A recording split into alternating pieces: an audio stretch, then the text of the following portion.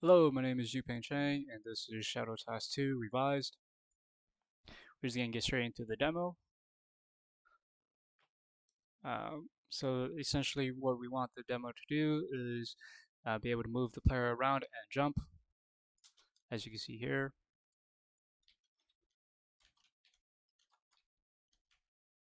Actually grab this so that you can see in debugger. So if the player holds down the jump button, we want to see the player be able to jump higher. So if we just tap, and then if we hold down the jump button, and that's the demo. So getting into the code, the two separate scripts, player jump and player move. We start with player move because it's pretty straightforward.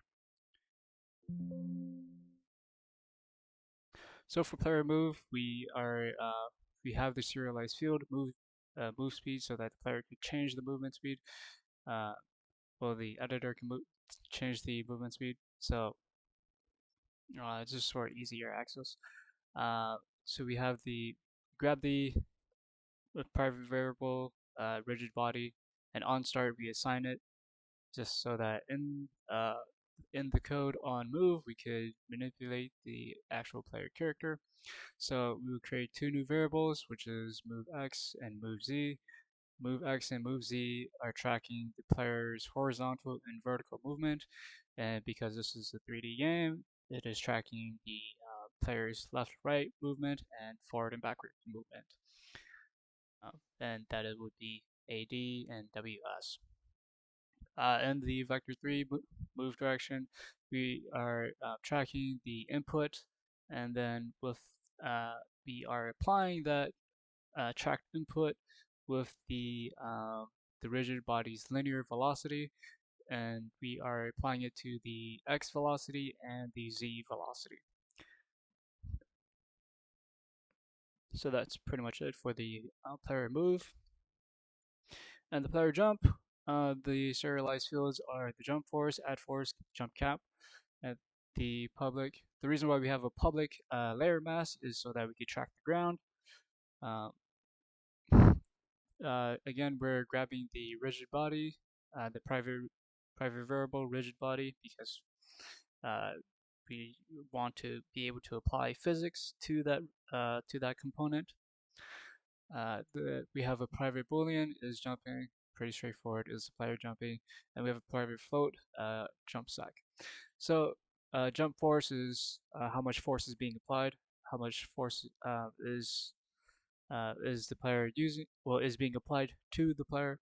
Add force is how much force we are adding to the player's jump, and jump cap is how long the player could hold the jump input. And jump sec is tracking how long the player has pressed the jump input. So on start, again, we're grabbing the rigid body and assigning it. So every game tick, we are doing multiple checks. The first check is if the player is grounded, and we are checking for the player's vertical velocity, which is the rigid body linear velocity y, and we are checking to make sure that it is less than 0. The reason why we want to the reason why we want it to be less than 0 is because we want to be able to reset the player. We want to be able to reset the player's jump, that is. The next check is if the player is pressing the jump input and is grounded, which means the player is jumping from the ground. So if the player is jumping from the ground, we want to be able to apply the initial velocity to have the player jump. On top of that, we also want to track the players. We want to be able to reset the player's held input. So we want to reset how long the player has been holding the spacebar for the jump input.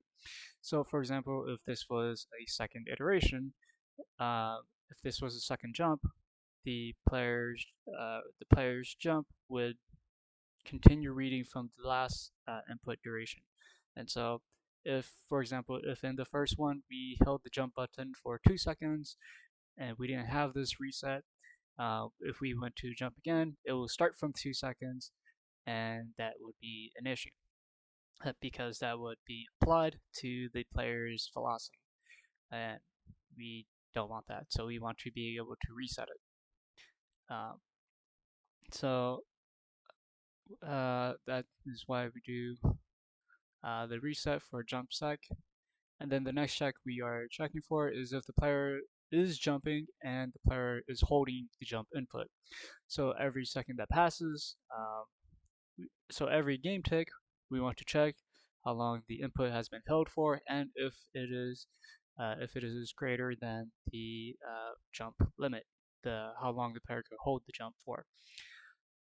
So if it is greater than, then we essentially just stop the code and we stop the player from jumping. If it is not, so if it is less than, so if the input is less than the maximum jump duration, then uh, we apply we apply impulse to the player's vertical velocity and increment the input duration because this is happening every tick, every game tick. And for the final check, we want to check if the player has released the jump input. If the player has released the jump input, then we just simply reset and say the player is no longer jumping. The reason why we do this is because we don't want the player to be able to spam the spacebar and be able to perform multiple jumps while in midair. And we have the final boolean is grounded. So simply we're just checking the distance from the player to the ground, and that's pretty much it for the code. Right, and the prerequisite for the code is that we need to assign the values, the ground layer value, to the actual ground. So we are looking for ground, and because this is technically our ground, we have assigned the layer ground to it, and so yeah, that's what stops the player, and what allows the player to be detected as on the ground. And these steps, well, these blocks have are layered as ground as well, just so that if the player is standing on top of them, the player can jump off of it because it is detecting that the player is on the ground. Right, that's pretty much for my two separate scripts.